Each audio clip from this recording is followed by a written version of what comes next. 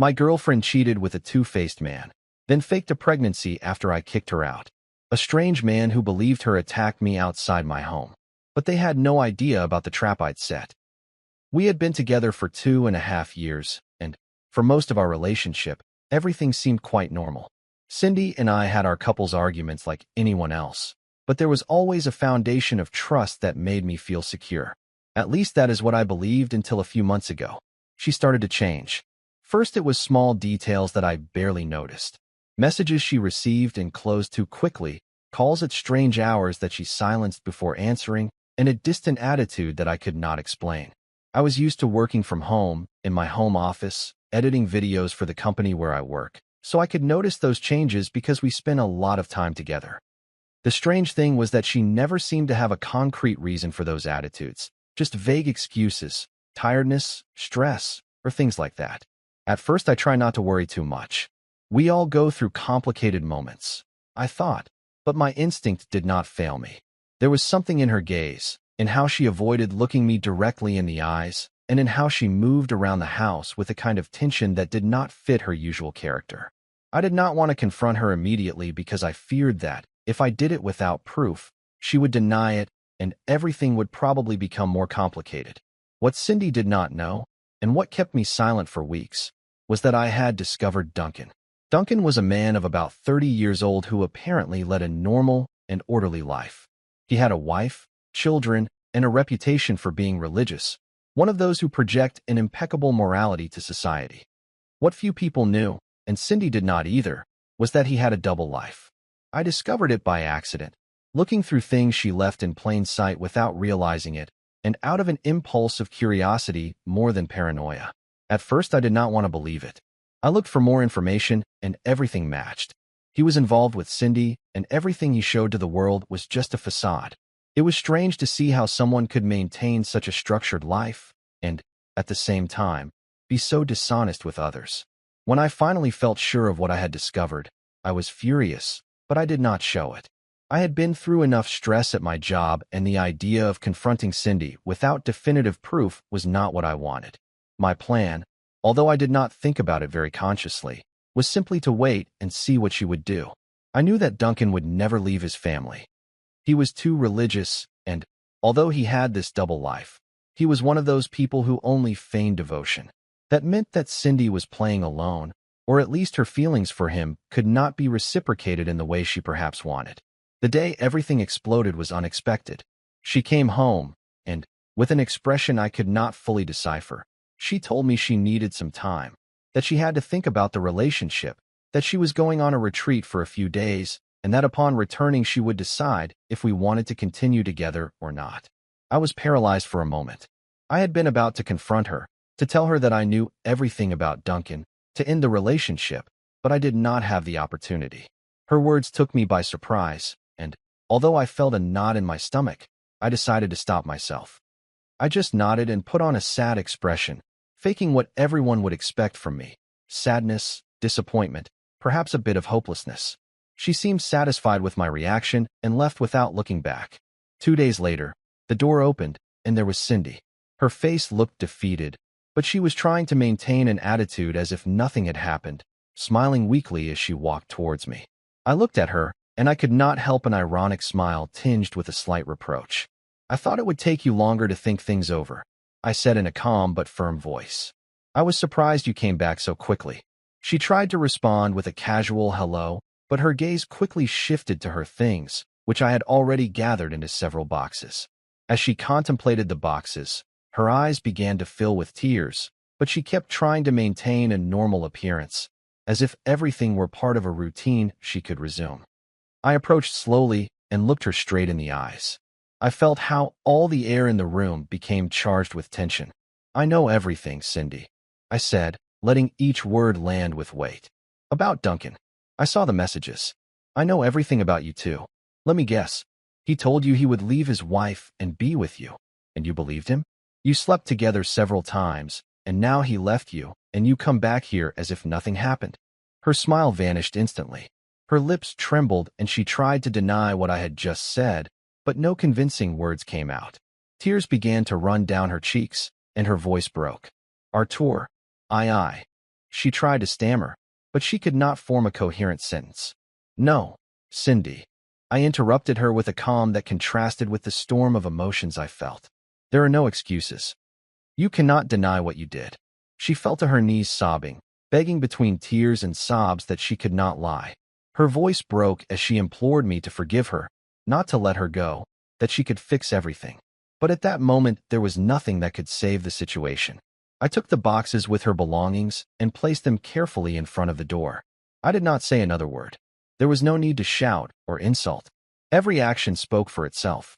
Cindy followed me with her eyes, imploring a reaction that would not come, and she finally understood that there was no going back. Get out of my house, I said firmly. Everything that is left of you is here, in these boxes. She tried to stop me, to beg me not to do it, but she could not. I pushed her gently towards the door while holding the boxes, closing behind her the door to my home, to my life, to everything we had shared. Outside remained the sound of her sobs, a raw memory of all that she had betrayed, while I stood in silence, breathing deeply, with my heart beating fast, feeling a mixture of relief and pain, of sadness and justice.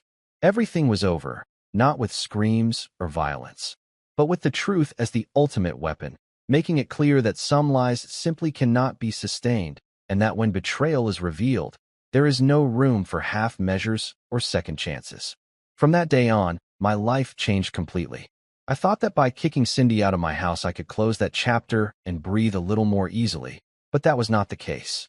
Every day was a constant reminder of what had happened, and she made sure I did not forget. At first, her attempts were discreet, almost timid.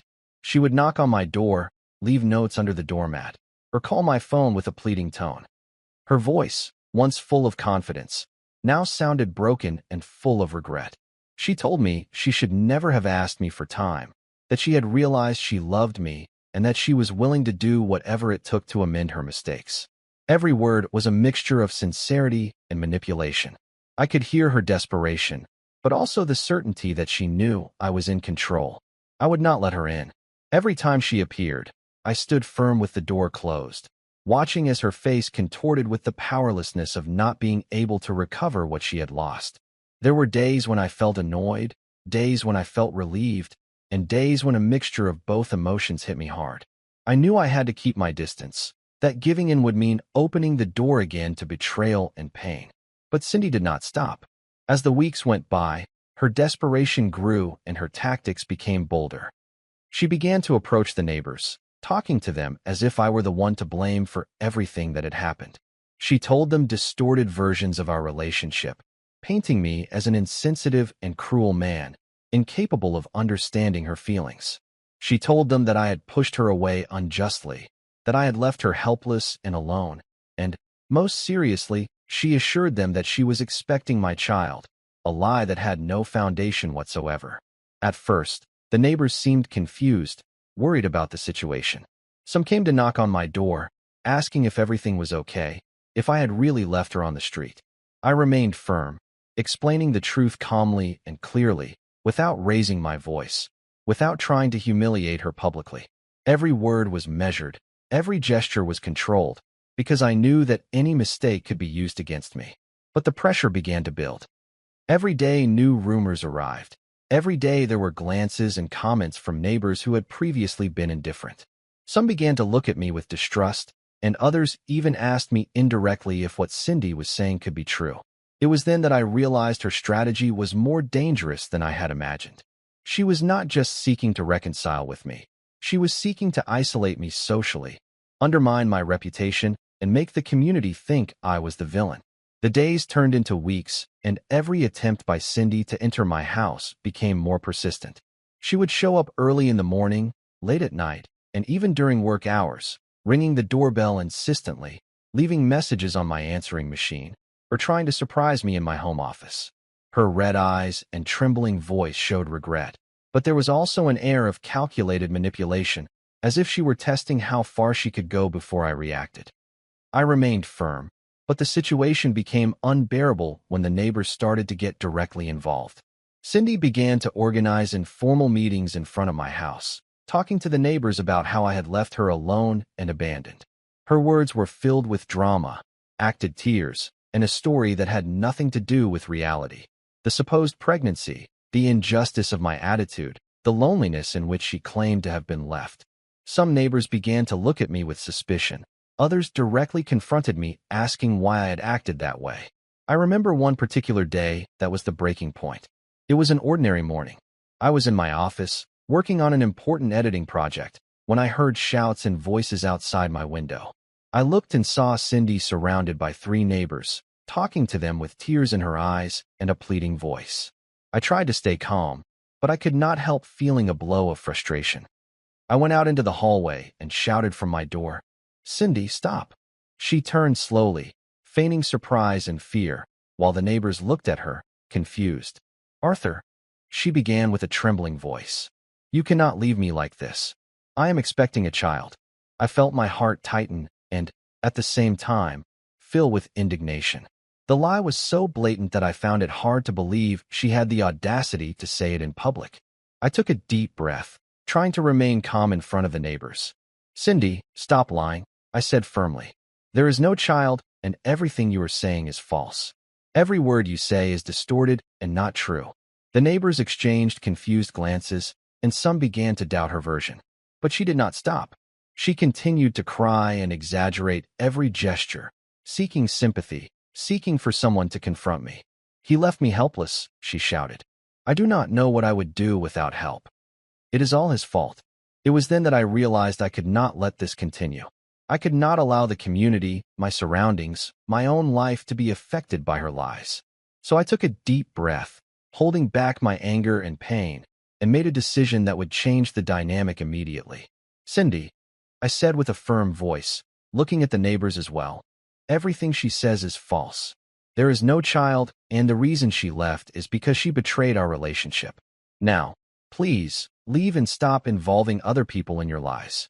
She tried to interrupt me, trying to smooth over the situation with desperate words, but I did not give her the chance. I took the boxes with her belongings, and, this time, I did not just gently push her towards the door, I accompanied her to the street, leaving everything in plain sight for the neighbors to understand that there were no manipulations on my part. "Get out of my life, Cindy," I said. "There is no turning back now."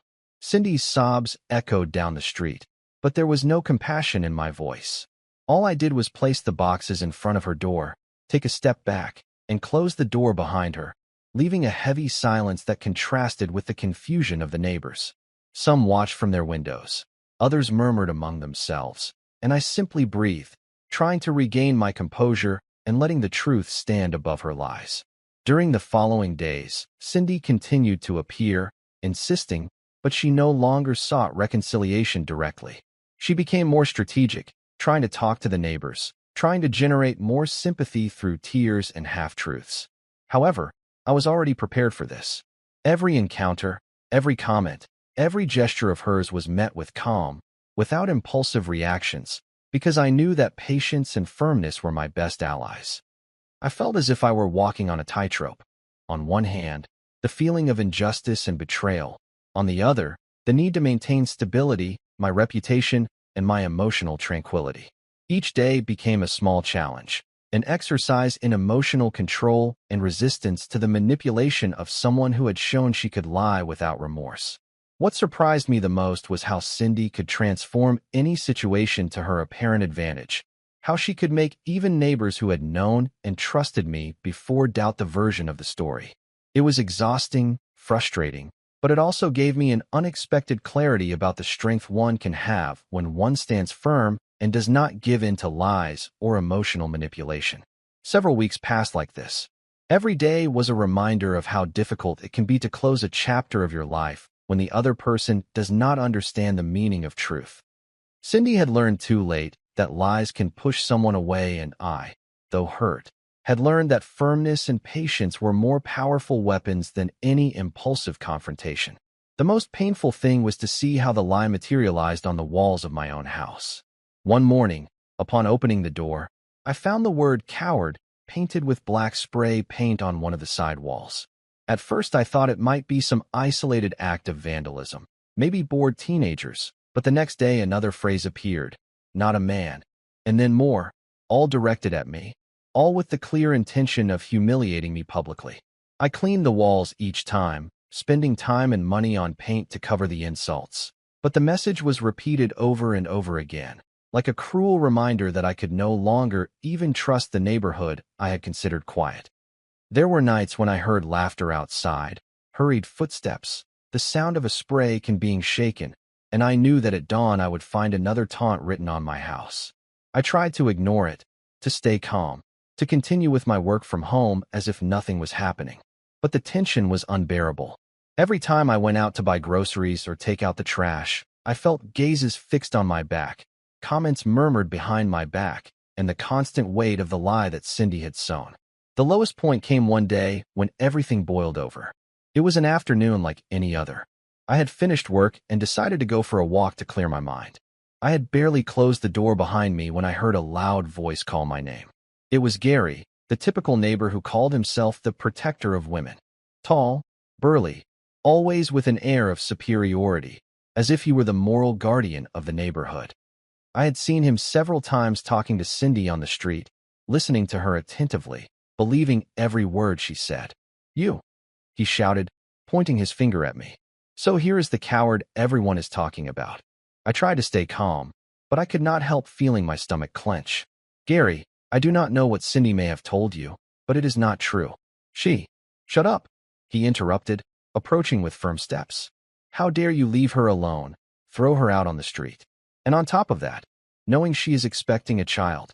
I took a deep breath. That pregnancy lie was still growing like a snowball. "Gary, there is no child. That is a lie. You do not know the truth. You only heard one side of the story." His face turned red with fury. He came even closer, so close that I could feel his breath, heavy with rage. "I do not need to hear your version," he shouted. "I know perfectly well what kind of man you are." Suddenly, he pushed me forcefully against the gate of my own house. I felt the blow on my back and a sharp pain shot through my body. My first impulse was to defend myself, to push him back, but I held back. It was clear to me that any reaction from me could be used against me. "Gary, stay away," I said with a firm voice, although I was trembling inside. "I do not want any trouble with you." But he was not listening to reason. With a gesture full of rage, he raised his fist and landed a direct punch on my cheek. The pain was immediate, a burning sensation that made me stagger to one side. In the distance, I heard the shouts of other neighbors watching the scene, some cheering him on, others surprised. I brought my hand to my face, feeling the hot, swollen skin. Inside, everything was screaming for me to hit him back, to defend myself, but my mind was stronger than my instincts. I knew that if I responded, the narrative that Cindy had invented would be consolidated. They would see me as the aggressor, not a man, that they had already painted on my walls. So I did not do it.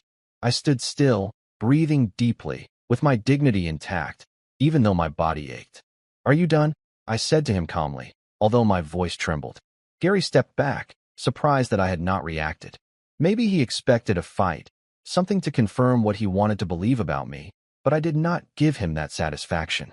I went into my house, closed the door, and stood for a few minutes leaning against it, with my cheek throbbing and my heart racing. The tears did not come, but the anger did. I could not let this go on like this. It was not just a couple's problem. It was harassment, violence, defamation. That same night, I went to the police station. With my face still marked by the blow, I filed a formal complaint against Gary for assault and against Cindy for defamation, harassment, and indirect vandalism. I brought photos of the vandalized walls, voice messages she had left me, and recordings of her lies in which she claimed to be pregnant. It was not much, but it was a start. The officer who attended to me listened to everything attentively and nodded from time to time. He asked me several times if I was sure I had not responded to Gary's punch, and I repeated the same thing. I did not do it. I did not want trouble.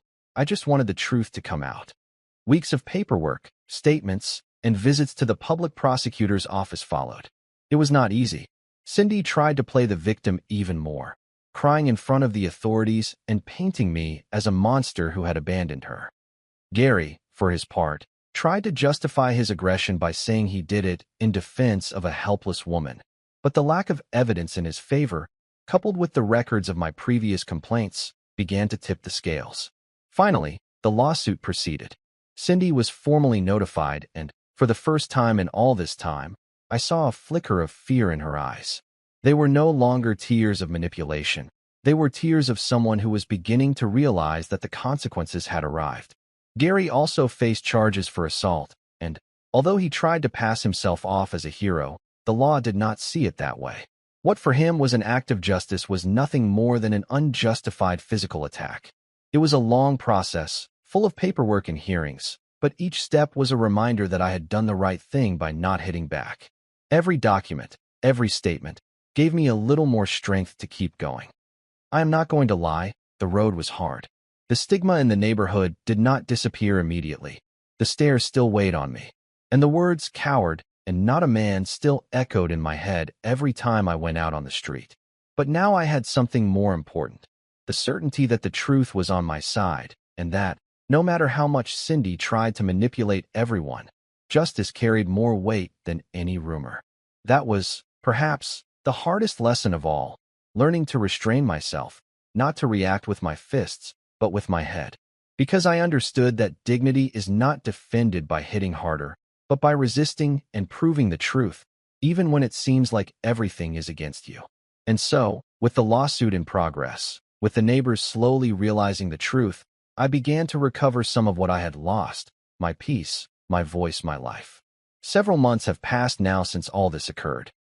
Looking back, I still feel a mixture of anger, relief, and also some sadness. Not because I want to get back with Cindy, that would be impossible after everything she did, but because I never thought that the person to whom I opened my life and my home would be capable of going so far just out of spite. After the complaint, things moved faster than I expected. I had collected evidence of everything. The building's security cameras showing Cindy harassing me at the entrance, the audio recordings I made when she was yelling at me that I had gotten her pregnant, something that was never true, the graffiti on my walls, and even the medical report confirming there were never any signs that she was expecting a child. All of that, plus the statements from some neighbors who ended up admitting she had manipulated them, were enough for the case to proceed.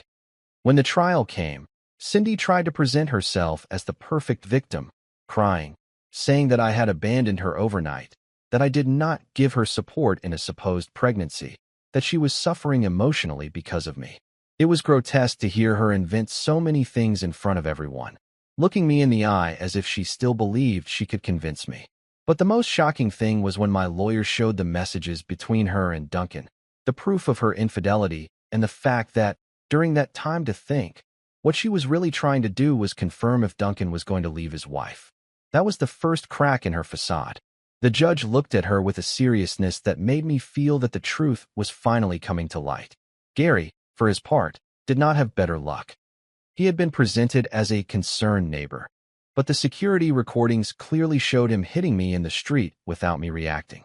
In addition to the testimonies of other neighbors who confirmed how he insulted me and incited me to fight, that was enough to make it clear that he was not just a meddler, but also someone who acted with unjustified violence. The verdict was a relief. It was proven that there was never any abuse on my part, that Cindy was never pregnant, and that both she and Gary acted against me maliciously. The judge ordered that both be convicted, Gary for physical assault and Cindy for defamation, harassment, and moral damages. What surprised me the most was the financial resolution. Cindy now has to pay me compensation for damages. It is not $1 million amount, but it is enough that she will have to bear the consequences of her actions for years. I am not going to deny that there was a certain taste of justice in hearing that part of the sentence. After so many sleepless nights, so much stress, feeling that the system was working in my favor was a balm. I know that many will think that I won, but in reality what I feel is different. Yes, I freed myself from a toxic and manipulative person, and the truth came to light, but the experience left scars. For weeks after the trial, I still jumped at noises outside my apartment. I was afraid of seeing graffiti on the walls again or finding Cindy waiting for me at the door.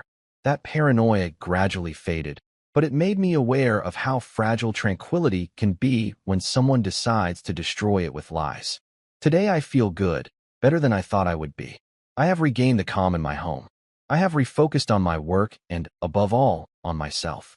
I do not have a partner, and I am not looking for one right now. I do not want to repeat the mistakes of the past or rush into anything. I prefer to take my time and truly heal. What motivated me to write this here is because I feel there is a topic that is rarely talked about seriously. What it really means when someone asks you for a break in a relationship. Cindy asked me for it as if it were an innocent gesture, as if it were something normal to think things over better. But behind that request, there was deceit, betrayal, and a hidden plan. For me, that phrase no longer means anything good. It is simply an excuse to justify decisions that have already been made in silence. And I also want people to understand what a scorned person is capable of doing. Cindy was not content with the relationship ending. She did not accept that her affair with Duncan would lead to nothing. She decided to sink me, manipulate the neighbors, invent a pregnancy, tarnish my reputation, and even orchestrate physical assaults against me. All because she could not stand that I closed the door on her after discovering her betrayal. The truth is that I never imagined someone could lie in that way. I thought those things only happened in movies or in stories one reads on the internet, but now I had to live it. And if I learned anything, it is that you cannot underestimate how far someone can go when they act out of resentment. Today, months later, I feel stronger, not because I came out unscathed, but because I survived something that truly shook me to the core, and because I learned that peace of mind and dignity are worth much more than any relationship. If someone reading this is going through a similar situation, I just want to tell you something. Do not be afraid to set boundaries. Do not allow another person's lies and manipulations to destroy you. Document everything, seek legal support if necessary, and above all, do not give in to emotional blackmail. I have already closed this chapter of my life, and although it still hurts to have trusted so much in someone who did not deserve it, I am also grateful that all this came to light before there was a bigger commitment, like a marriage or children. Because, at the end of the day, I prefer to have discovered Cindy as she is than to have continued living in a lie.